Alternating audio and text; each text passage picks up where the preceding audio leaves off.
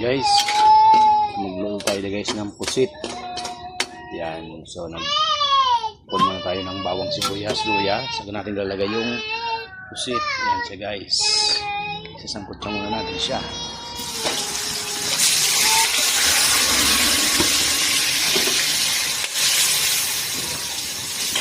Kulat muna tayo sa dito.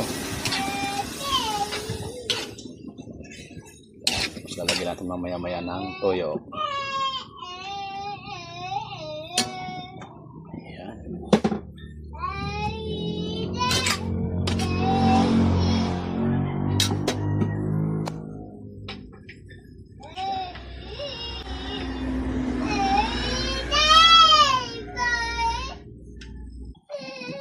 Toyo.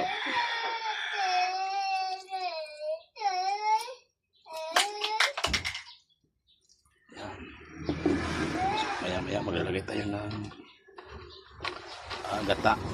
Natuyo na siya.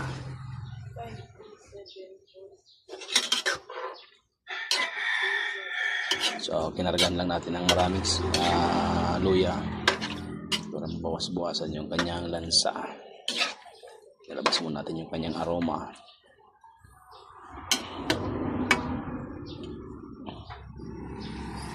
So guys, so nilagyan natin, sinahugan natin guys ng papaya.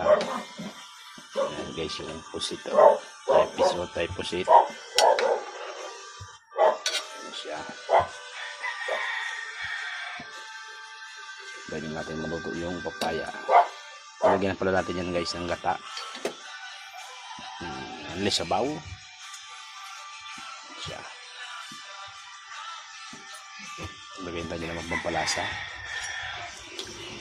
laurel, pajik, paminta, toyo, sibuyas, bawang, luya. Luto yung papaya. So ayan na guys, luto na ang ating binataang pusit na may papaya. So,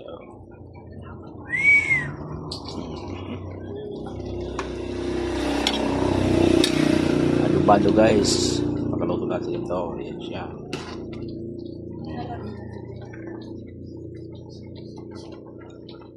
Iba na naman. First time natin guys magluto ng ganito. Hindi kasi masyado mahilig yung mga bata ng ganito pusit.